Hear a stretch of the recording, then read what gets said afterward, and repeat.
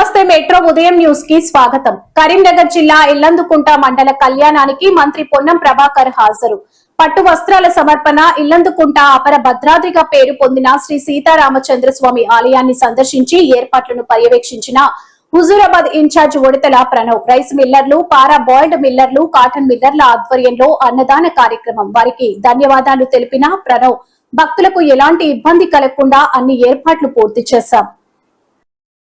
వర్గం చైర్మన్, డైరెక్టర్లు, కాంగ్రెస్ పార్టీ నాయకులు అందరం పర్యవేక్షించడానికి వచ్చినాం. రేపు ఈ కార్యక్రమానికి మన జిల్లా మంత్రివర్యులు పొన్నం నుంచి గుడి నుంచి మన అక్కడ కార్యక్రమానికి తీసుకొస్తారు. సో ఈ కార్యక్రమానికి బ్రహ్మాండంగా అరేంజ్మెంట్ చేసినందుకు ప్రతి ఒక్కళ్ళకి పేరు పేరున అన్ని డిపార్ట్మెంట్లు, గుడి అధికారులకు అందరికీ వారికి కూడా అభినందనలు తెలియజేస్తూ, మరి సుమారు 1,00,000 మందిగా ఈసారి వస్తారని ఒక అంచనాతో ఉంది కాబట్టి దాని అనుకూలంగానే అది నీళ్ళ వసతి కావచ్చు, వెళ్ళవేళలు ఎప్పుడు పొన్నం ప్రభాకర్ గారు అధికారంలో ఉన్నా లేకపోయినా మనకి చల్ల పంపిణీ కార్యక్రమం కూడా పెడుతున్నారు. ఈసారి కూడా పెట్టడం జరుగుతుంది. సో అదేవిధంగా ఎప్పుడు ఘనంగా భోజన కార్యక్రమం జమ్మికుంట మిల్లర్ అందరూ వాళ్ళు ఉచితంగా అన్నదానం కార్యక్రమం చేస్తాం. ఈసారి కూడా బ్రహ్మాండంగా వాళ్ళు చేస్తున్నందుకు ప్రతి ఒక్కళ్ళకి ముఖ్యంగా వారికి పేరు పేరున కృతజ్ఞతలు, ధన్యవాదాలు కూడా మేము తెలియజేస్తున్నాం.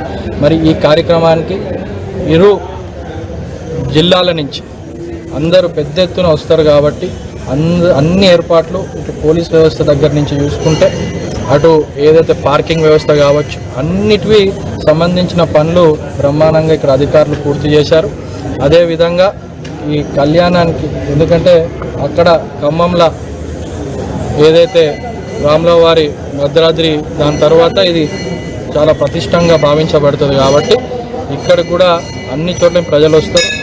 పార్టీలకు అతీతంగా, కులాలకు, మతాలకు అందరికి అతీతంగా దర్శనాలు చేసుకోవడానికి ఇక్కడికి వస్తారు.